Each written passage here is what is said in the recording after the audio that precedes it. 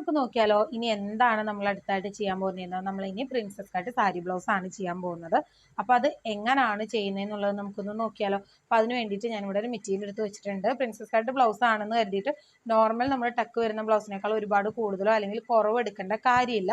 ഇപ്പം നമുക്ക് 1 metre blouse piece കൊണ്ട് നോർമൽ ഒരു ബ്ലൗസ് കിട്ടുന്ന ആൾക്ക്, സാധാരണ കൈയൊക്കെ വെച്ചിട്ട് നോർമൽ സ്ലീവ് വെച്ചിട്ട് തയ്ക്കുന്ന ഒരാൾക്ക് ആ 1 മീറ്റർ തന്നെ എന്ത് ചെയ്താൽ മതിയാവും, പ്രിൻസസ് കട്ടിനും എടുത്താൽ മതിയാവും. വലിയ മാറ്റമൊന്നും മെറ്റീരിയലിന് വരുന്നില്ല കേട്ടോ. അങ്ങനെ ഒരു കൺഫ്യൂഷൻ ഉണ്ടെങ്കിൽ അതങ്ങ് തീർന്നോട്ടെ എന്ന് വെച്ചിട്ടാണ് ഞാൻ പറഞ്ഞത്.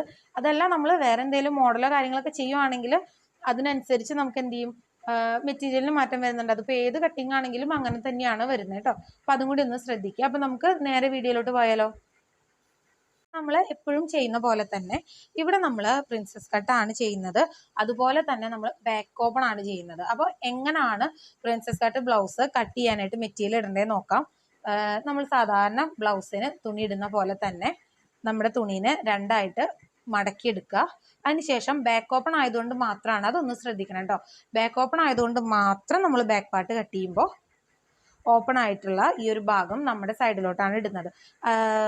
ഒരു കാര്യം മാത്രം ശ്രദ്ധിച്ചാൽ മതി, ഏത് ഭാഗത്താണോ നമുക്ക് ഓപ്പൺ വേണ്ടത് ആ ഭാഗം നമ്മൾ കട്ട് ചെയ്യാൻ നേരത്ത് വെട്ടുന്ന ഈ ഭാഗം, അതായത് നെക്കിൻ്റെ ഈ സൈഡിൽ ഓപ്പൺ കൊടുത്താൽ മതി. അല്ലാന്നുണ്ടെങ്കിൽ നമുക്കതെന്താ പറയുക, മെറ്റീരിയലും കണക്കാക്കുന്ന മെറ്റീരിയലിൻ്റെ അളവിലും കാര്യങ്ങളിലൊക്കെ വ്യത്യാസം വരും കേട്ടോ. അപ്പോൾ ഒരു കാരണവശാലും തെറ്റിപ്പോകരുത്. ഓപ്പൺ ആയിട്ട് നമ്മൾ സ്റ്റിച്ച് ചെയ്യുന്ന ഭാഗം എപ്പോഴും, അതായത് ഹുക്ക് വയ്ക്കുന്ന ഭാഗം എപ്പോഴും ഇങ്ങനെ ഓപ്പൺ ആയിട്ടുള്ള ഭാഗം ആയി ഇടാനായിട്ട് ശ്രദ്ധിച്ചാൽ മതി. അത്രേ ഉള്ളൂ കേട്ടോ. അപ്പോൾ നമ്മളിവിടെ മെറ്റീരിയൽ ഇട്ടിട്ടുണ്ട്. ഓപ്പൺ ആയിട്ടുള്ള ഭാഗം നമ്മുടെ സൈഡിലോട്ടാക്കിയിട്ട് ഇട്ടു. അതിനുശേഷം നമുക്ക് ബ്ലൗസിൻ്റെ ലെങ്ത് ആണ് മാർക്ക് ചെയ്യേണ്ടത്. എത്രയാണോ ലെങ്ത് എന്നുള്ളത് ബോഡിയിൽ നിന്ന് മെഷർമെൻറ്റ് എടുക്കുക. അല്ലാന്നുണ്ടെങ്കിൽ അളവ് ബ്ലൗസ് ആണെങ്കിൽ അങ്ങനെ അളവ് ബ്ലൗസിൽ നിന്ന് എടുക്കുക. ഞാൻ പറയുന്ന പരമാവധി നമ്മൾ മെഷർമെൻറ്റ് ബോഡിയിൽ നിന്ന് എടുത്ത് സ്റ്റിച്ച് ചെയ്യാനായിട്ട് പഠിക്കണം. അല്ലാന്നുണ്ടെങ്കിൽ നമ്മൾ വേറൊരാൾ തയ്ച്ച ബ്ലൗസൊക്കെ നമുക്ക് മെഷർമെൻ്റ് ആയിട്ട് കിട്ടുമ്പോൾ നമ്മൾ രണ്ടുപേരും ഒരേ മെത്തേഡ് ആയിരിക്കില്ല യൂസ് ചെയ്തിട്ടുണ്ടാവുക. പിന്നെ അതിൽ ചെറിയ ചെറിയ നെഗറ്റീവ്സ് ഉണ്ടാവും, അവർക്ക് തന്നെ കംഫർട്ടബിൾ അല്ലാതെ വന്നിട്ടുള്ളതുണ്ടാവും. അപ്പോൾ മെഷർമെൻറ്റ് എടുക്കുമ്പോൾ ചില മെറ്റീരിയലുകളുടെ ഒരു വ്യത്യാസം കൊണ്ട് അളവിന് വ്യത്യാസം വരാം. അങ്ങനെ കുറേ കാര്യങ്ങൾ അളവ് ബ്ലൗസിന് എടുക്കുമ്പോൾ നമ്മൾ വളരെയധികം ശ്രദ്ധിച്ചെടുക്കണം.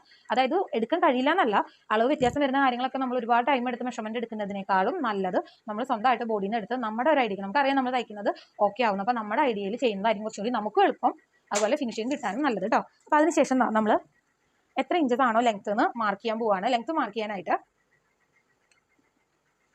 നമ്മൾ മെറ്റീരിയലിൻ്റെ ഏറ്റവും താഴെയുള്ള ഭാഗം ഒന്ന് ലെവൽ ചെയ്ത് മെഷർമെൻറ്റ് എടുത്തു കൊടുക്കാം. ലെവൽ ചെയ്ത് വരച്ചതിന് ശേഷമാണ് നമ്മൾ എന്ത് ചെയ്യുന്നത്, മെഷർമെൻറ്റ് എടുക്കുന്നത് കേട്ടോ. നമ്മളിതാ താഴെ നമ്മൾ മാർക്ക് ചെയ്തിട്ടുണ്ട്. നമ്മുടെ ഈ ചോക്ക് അത്ര ക്ലിയർ ആവുന്നില്ല അല്ലേ, ഇതൊരു പിങ്ക് കളറാണ്. അപ്പോൾ നമുക്കൊന്ന് ചോക്ക് മാറ്റിയെടുക്കാം കേട്ടോ.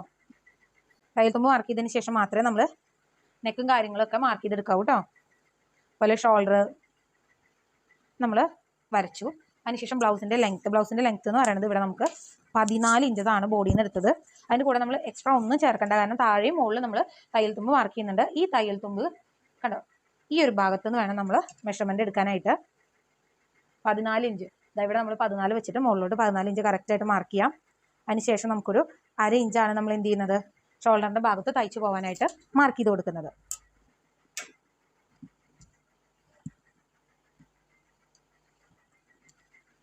ശേഷം നമ്മൾ എന്താ ചെയ്യുന്നുണ്ടെങ്കിൽ ഷോൾഡർ എങ്ങനെയാണ് കാൽക്കുലേറ്റ് ചെയ്യുന്നത്, എത്ര ഇഞ്ചാണോ നമുക്ക് ബോഡിയിൽ നിന്ന് ഷോൾഡർ കിട്ടിയിട്ടുള്ളത് അതിൽ നിന്നും മെഷർമെൻറ്റ്, അതായത് മെഷർമെൻറ്റ് ഇവിടെ മാർക്ക് ചെയ്യാനുള്ള അളവ് കിട്ടുന്നതിന് വേണ്ടിയിട്ട് ബാക്ക് നെക്കിൻ്റെ ഇറക്കം എത്രയാണോ അതിൻ്റെ കൂടെ നമ്മൾ എന്ത് ചെയ്യണം, അതിനെ നമ്മൾ 2.5 കൊണ്ട് ഡിവൈഡ് ചെയ്തിട്ട് കിട്ടുന്ന ആ ഒരളവ് നമ്മൾ ബോഡിയിൽ നിന്ന് കിട്ടിയിട്ടുള്ള മൊത്തം ഷോൾഡറിൽ നിന്ന് കുറയ്ക്കണം. മനസ്സിലായല്ലോ. ഇനി എന്തെങ്കിലും കാരണവശാൽ മനസ്സിലായിട്ടില്ല എന്നുണ്ടെങ്കിൽ എങ്ങനെയാണ് ഷോൾഡർ കണ്ടുപിടിക്കേണ്ടത് എന്നുള്ളതിൻ്റെ ഡീറ്റെയിൽ ആയിട്ടുള്ളൊരു വീഡിയോ ഇടുന്നുണ്ട് നമ്മുടെ ചാനലിൽ. അപ്പോൾ അതൊന്ന് പോയി കാണാം. അതിൽ നമ്മൾ ഷോൾഡറിനെ കുറിച്ച് തന്നെ വീണ്ടും പറയുന്നുണ്ട്, എളുപ്പമുണ്ടാവും മനസ്സിലാക്കിയെടുക്കാൻ. അപ്പോൾ നമുക്കിവിടെ ബാക്ക് നെക്കിൻ്റെ ഇറക്കം എന്ന് പറയുന്നത് നമ്മൾ 9 ഇഞ്ചസാണ് കൊടുക്കുന്നത്.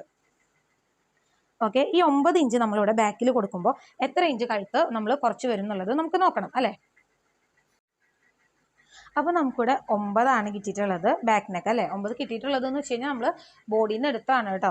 ഈ 9നെ നമ്മൾ 2.5 കൊണ്ട് ഡിവൈഡ് ചെയ്യുമ്പോൾ നമുക്ക് 3.6 കിട്ടുക. അത് നമ്മുടെ മൊത്തം ഷോൾഡറിൽ നിന്ന് കുറയ്ക്കുക. 15 നമുക്കിവിടെ മൊത്തം ഷോൾഡർ വന്നിരിക്കുന്നത്. അതിൽ നിന്ന് 3.6 കുറയ്ക്കുമ്പോൾ നമുക്ക് 11.4 കിട്ടുക. അതിൻ്റെ പകുതിയാണ് നമ്മളൊരു സൈഡിൽ ഷോൾഡറായിട്ട് കൊടുക്കുന്നത്.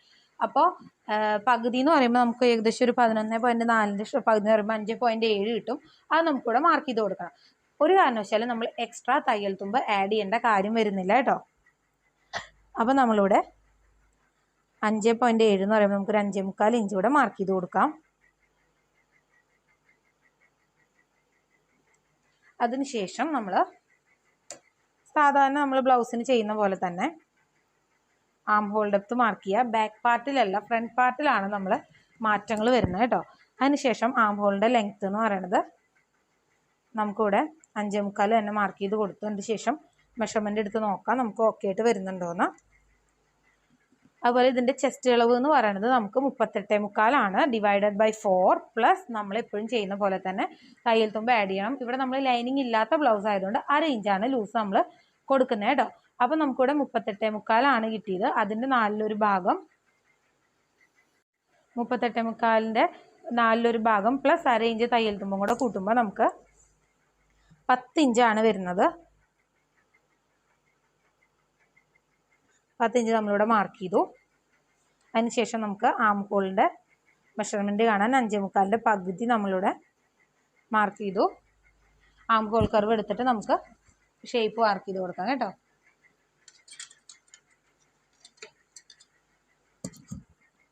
കറക്റ്റായിട്ട് കർവ് സ്കെയിൽ വെച്ചിട്ട് നമ്മൾ മാർക്ക് ചെയ്ത് കൊടുത്തു. അതിനുശേഷം നമുക്ക് ആം ഹോൾ മെഷർമെൻ്റ് എടുത്ത് നോക്കണം. ആം ഹോൾ എത്രയാണ് നമുക്കിവിടെ കിട്ടേണ്ടി വരുന്നത്? നമുക്കിവിടെ ആം ഹോൾ എന്ന് പറയുന്നത് 18.5 ഇഞ്ചാണ് നമുക്ക് ബോഡിയിൽ നിന്ന് കിട്ടിയിട്ടുള്ളത്. ബോഡിയിൽ നിന്ന് മെഷർമെൻ്റ് എടുത്തപ്പോൾ 18.5 ഇഞ്ച്. ലൈനിങ് ഇല്ലാത്ത ബ്ലൗസ് ആയതുകൊണ്ട് നമ്മൾ അതിൻ്റെ കൂടെ 1/2 ഇഞ്ചും കൂടെ ലൂസ് ആഡ് ചെയ്യാണ്. അന്നേരം നമുക്ക് 19 ഇഞ്ച് കിട്ടും. 19 ഇഞ്ചിൻ്റെ പകുതിയാണ് നമുക്ക് എന്ത് ചെയ്യേണ്ടത്? ഒരു സൈഡിൽ ആം ഹോളായിട്ട് മാർക്ക് ചെയ്യേണ്ടത്. അപ്പോൾ നമുക്ക് 19ൻ്റെ പകുതി എന്ന് പറയുമ്പോൾ 9.5 ഇഞ്ച് കിട്ടും. അത് നമ്മളിവിടെ തയ്യൽ തുമ്പ് കഴിഞ്ഞതിന് ശേഷം മെഷർമെൻ്റ് എടുത്ത് നോക്കണം.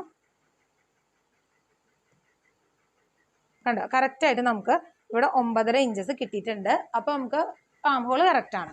ഇനി നമ്മൾ എന്താ ചെയ്യേണ്ടതെന്നുണ്ടെങ്കിൽ നമ്മുടെ ഈ താഴെയുള്ള ഭാഗത്തിൻ്റെ നമുക്ക് ഈ വേസ്റ്റിൻ്റെ ഭാഗം എത്രയാണെന്ന് ബോഡിയിൽ നിന്ന് കിട്ടിയിട്ടുണ്ട്. 33 ഇഞ്ചാണ് നമുക്കിവിടെ വേണ്ടത്. അതിൻ്റെ 4/1 ഭാഗം നമ്മൾ എക്സ്ട്രാ ലൂസ് ഒന്നും ആഡ് ചെയ്യുന്നില്ല.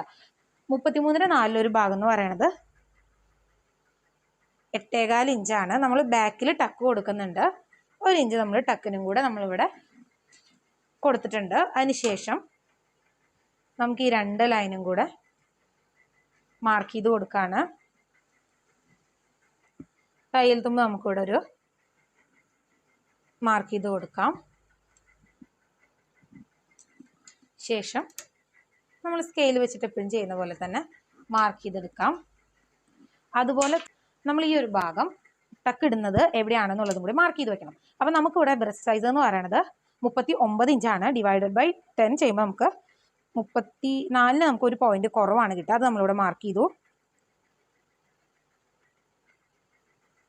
ടക്കിൻ്റെ ലെങ്ത്ത് എന്ന് പറയുന്നത് നമ്മൾ ഒരു 4 ഇഞ്ച് തന്നെ ഇവിടെ കൊടുക്കുകയാണ്. ടക്ക് ലൈൻ ഇവിടെ മാർക്ക് ചെയ്യാം. നമ്മൾ 1 ഇഞ്ചാണ് അല്ലേ ടക്കിന് വേണ്ടിയിട്ട് ലൂസ് എക്സ്ട്രാ കൊടുത്തിരിക്കുന്നത്. ആ 1 ഇഞ്ചിനെ പകുത്തിട്ട് നമുക്ക് ഈ 2 സൈഡിലോട്ട് 1/2 ഇഞ്ചായിട്ട് കൊടുക്കാം. കാരണം നമുക്ക് മൊത്തത്തിൽ 1 ഇഞ്ചാണ് ടക്ക് പിടിച്ചു പോകേണ്ടത്. ശേഷം നമുക്കിവിടെ ടക്ക് മാർക്ക് ചെയ്ത് വെക്കാം. ഓക്കെ, നമ്മൾ ടക്ക് മാർക്ക് ചെയ്തിട്ടുണ്ട്. ഇനി നമുക്ക് എന്താ കിട്ടാനുള്ള ബാക്ക് പാർട്ടിൽ നെക്കിൻ്റെ വൈഡും കഴുത്തിൻ്റെ ഇറക്കുവാണല്ലേ. കഴുത്തിൻ്റെ ഇറക്കം നമ്മൾ ബോഡിയിൽ നിന്ന് എടുത്തിട്ടുണ്ട് 9 ഇഞ്ച്.